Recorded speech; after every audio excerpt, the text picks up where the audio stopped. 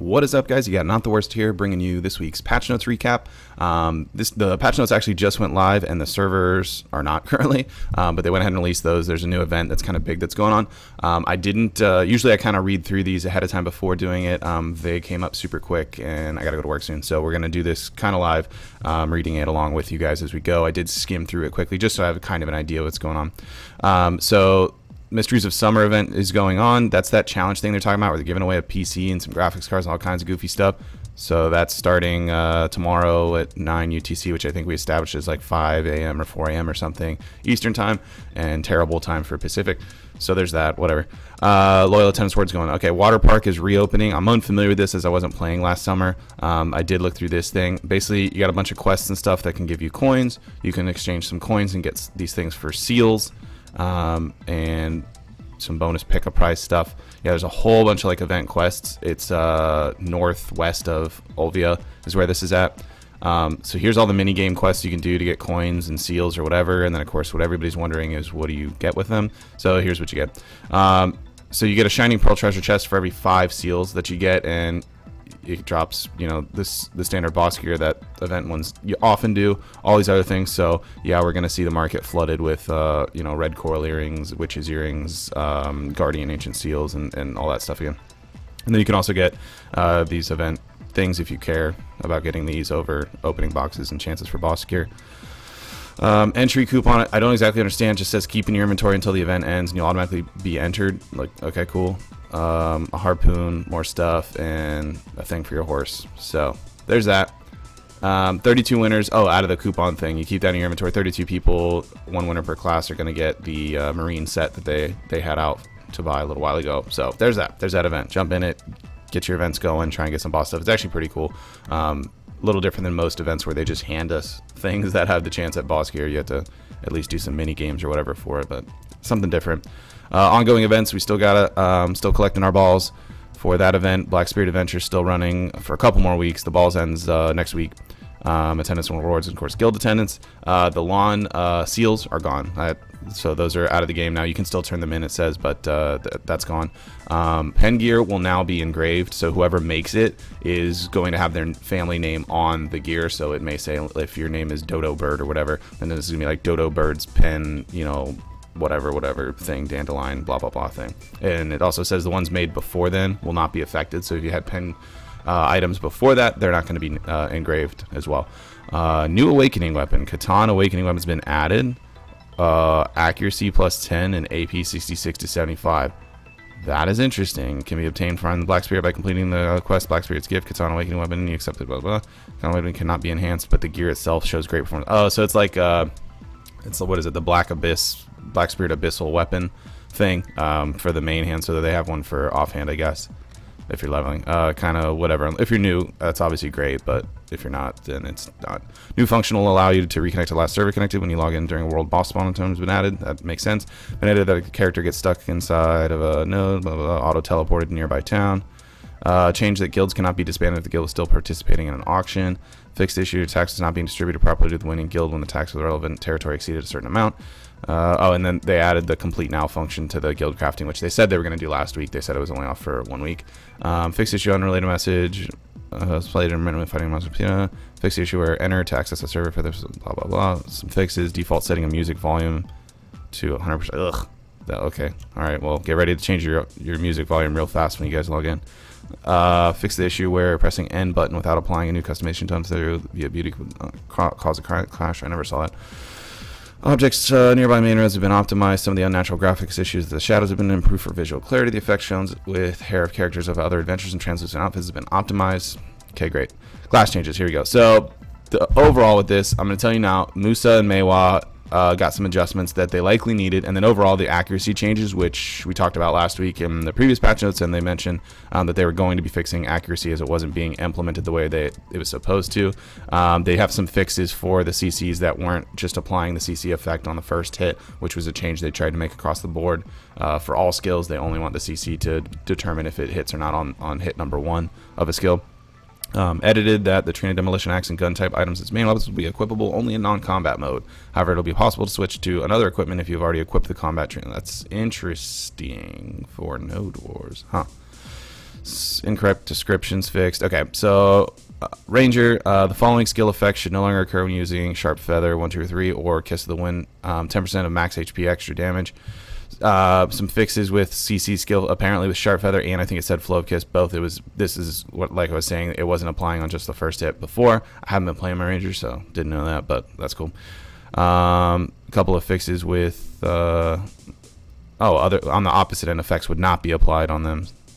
And CC effect will now be of Crescent Kick will only be applied on the first hit. Again, that just runs along with what they're trying to do with every class. It's weird that there's so many that were overlooked, because I feel like every week we're seeing, you know, adjustments that like this for particular things that are like, you would think they'd have gone through all the skills by now, and every single week there's a class that's like, oh, we fixed that this CC was applying on more than just the first hit, even though we decided that the dynamics of PvP are going to be based around CC effects only being implemented on the first hit. I don't know why we're still making adjustments on this. I mean, it's great that they're fixing it, but how did we not catch this beforehand? Awkward character movement. Okay, let's see if Berserker gets a CC fix every week. Let's see if he got one here. Speed of the gauge being filled up for actual movement of the character. Fix awkward camera stuff. Fix issue or sound. Blah, blah. It's been edited that knockdown effect will no longer be applied when using the skill Flame Buster through a quick slot.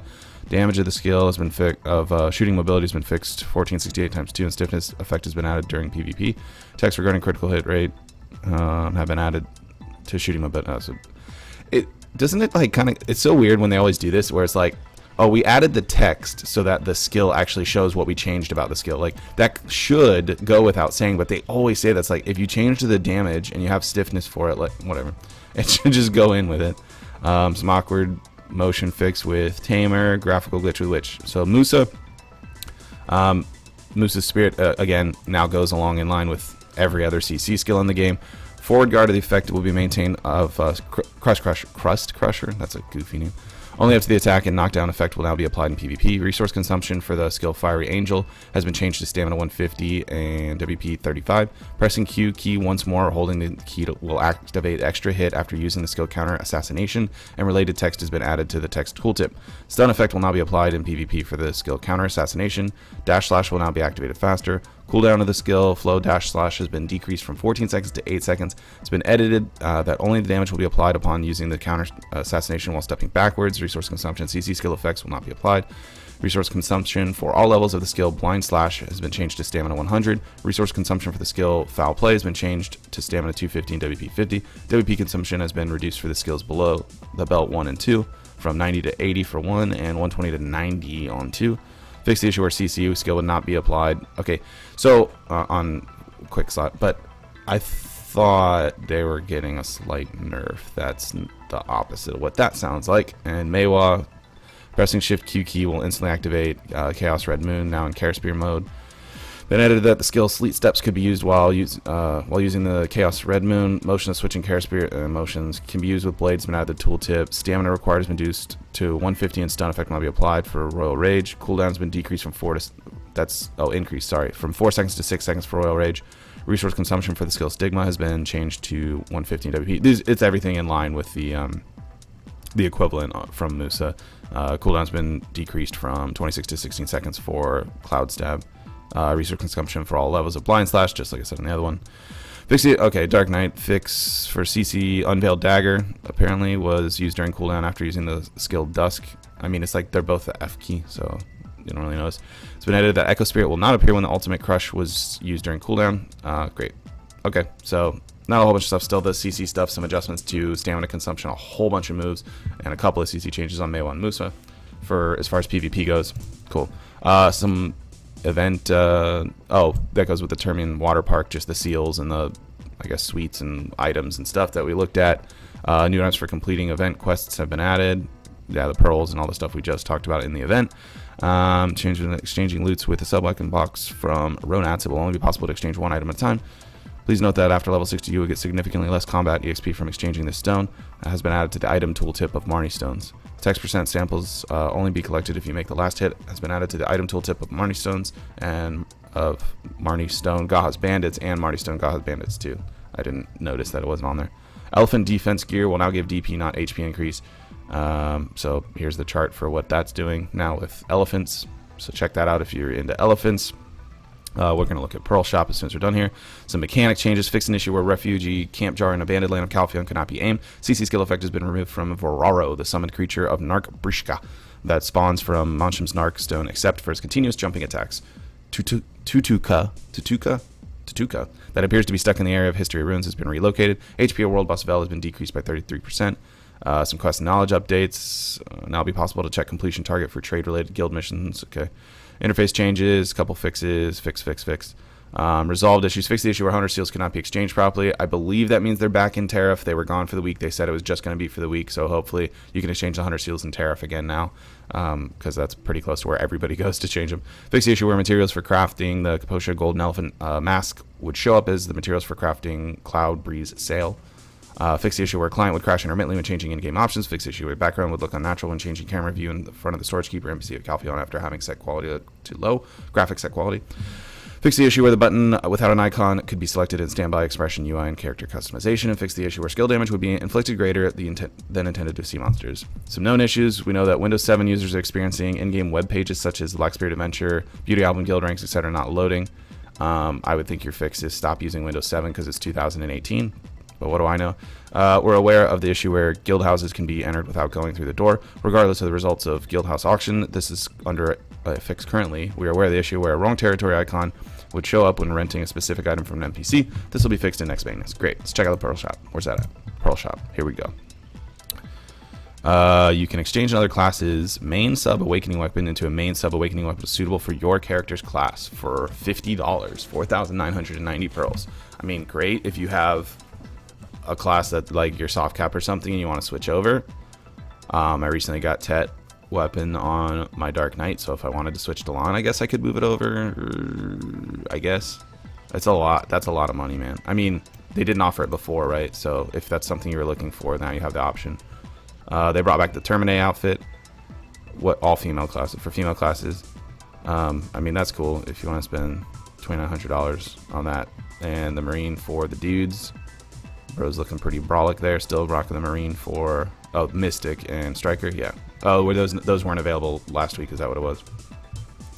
Cool. So a couple outfits. This is kind of big for a lot of players that were looking for this, because I think previously you had to use like the Shikatu seals to only transfer like a pen weapon or something like that. I think you had to have like pen awakening weapon or something, and the Shikatu seals would move it over. So now you have an option to buy it. Cool. And that's until July 18th maintenance for that ticket, so if you're looking for it, there's that. So yeah, that's the patch notes for this week. That'll be it for this video. Thanks everybody for watching. Feel free to subscribe if you want to catch us each week. We got a podcast we do, I'm gonna call it like bi-weekly at this point because it's not coming out weekly anymore. And then you know, just doing some other goofy videos and stuff. Drop a like if you enjoyed the patch notes for it. Yeah, that's it. Hopefully the servers are up. I haven't been on Twitter obviously while we were recapping these, so hopefully they're up. I'm gonna jump in, check out maybe some of these events and get that going. Got some more recording to do. So yeah, everybody take care. Thanks for watching.